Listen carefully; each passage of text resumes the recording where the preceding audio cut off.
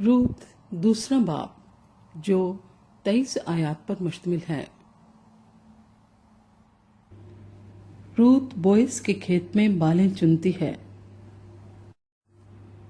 और नोमी के शौहर का एक रिश्तेदार था जो अलीमलक के घराने का और बड़ा मालदार था और उसका नाम बोयस था। सो मुआबी रूत ने नोमी से कहा, मुझे इजाज़त दे तो मैं खेत में जाऊं और जो कोई करम की नज़र मुझ पर करे उसके पीछे पीछे बालें चुनूं। उसने उससे कहा, जा मेरी बेटी। सो वो गई और खेत में जाकर काटने वालों के पीछे बालें चुनने लगी और इत्तफाक से वो बोयस ही के खेत के हिस्से में जा पहुंची जो अलीमलक के खानदान का था।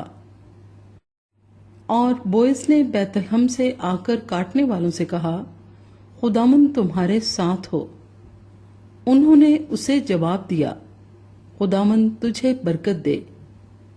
फिर बोयस ने अपने उस नौकर से जो काटने वालों पर मुकर्रर था पूछा, ये किसकी लड़की है? उस नौकर ने जो काटने वालों पर मुकर्रर था जवाब दिया, ये वो मुआबी लड़की है जो नोमी के साथ मुआब के मुल्क से आई है। उसने मुझसे कहा था कि मुझको जरा काटने वालों के पीछे पूलियों के बीच बालें चुनकर जमा करने दे।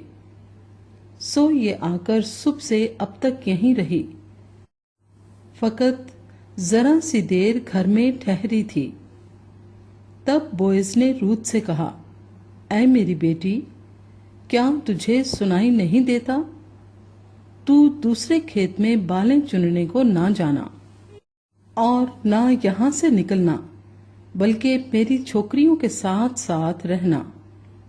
इस खेत पर जिसे वो काटते हैं तेरी आंखें जमी रहें और तू इन्हीं के पीछे पीछे चलना। क्या मैंने इन जवानों को हुक्म नहीं किया कि वो तुझे ना छुएं? और जब तू प्यासी हो तो बर्तनों के पास जाकर उसी पानी में से पीना जो मेरे जवानों ने भरा है। तब वो औंधे मुंह गिरी और जमीन पर सरनुगू होकर उससे कहा, क्या बाइस है कि तू मुझ पर कर्म की नजर करके मेरी खबर लेता है, हालांकि मैं परदेसन हूं। बोयस ने उसे जवाब दिया कि जो कुछ तूने अपने खामन के मरने के बाद अपनी सास के साथ किया है वो सब मुझे पूरे तौर पर बताया गया है कि तूने कैसे अपने माँ बाप और जात बूम को छोड़ा और उन लोगों में जिनको तू इससे पेशतर ना जानती थी आई। खुदावंद तेरे काम का बदला दे, बल्कि खुदावंद इस्राएल के खुदा की तरफ से जिसके परों के नीचे तू पनाह के लिए आई है तुझको पूरा अजर मिले। तब उसने कहा, ऐ मेरे मालिक, तेरे करम की नजर मुझ पर रहे, क्योंकि तूने मुझे दिलासा दिया और मेहर के साथ अपनी लौंडी से बातें की, अगरचे मैं तेरी लौंडियों में से एक के बराबर भी नहीं। फिर बोयस ने उससे खाने के वक्त कहा कि यहाँ आ और रोटी खा और अपना नवाला सिरके में भिगो। तब वो काटने वालों के पास बैठ गई और उन्होंने भुना हुआ अनाज उसके पास कर दिया। सो उसने खाया और सैर हुई और कुछ रख छोड़ा। और जब वो बालें चुनने उठी तो बोयस ने अपने जवानों से कहा, उसे पूलियों के बीच में भी चुनने देना और उसे मलामत ना करना और उसके लिए गठरों में से थोड़ा सा निकाल कर छोड़ देना और उसे चुनने देना और झिड़कना मत।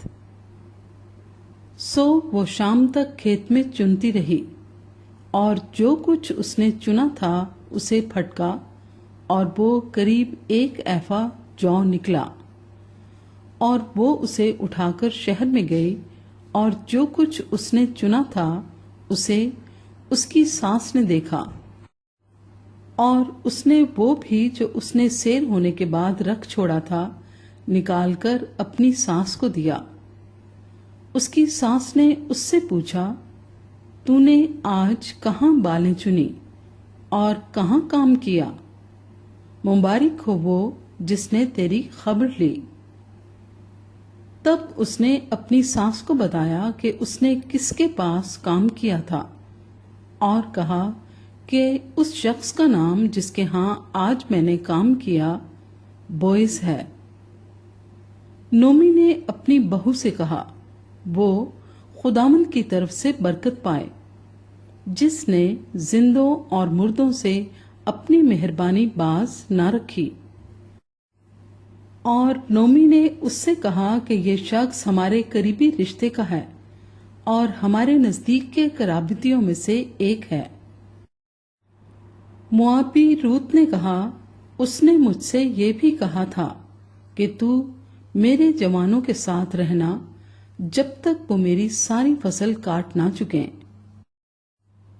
نومی نے اپنی بہو روت سے کہا، میری بیٹی، یہ اچھا ہے کہ تو اس کی چھوکریوں کے ساتھ جایا کرے اور وہ تجھے کسی اور کھیت میں نہ پائیں۔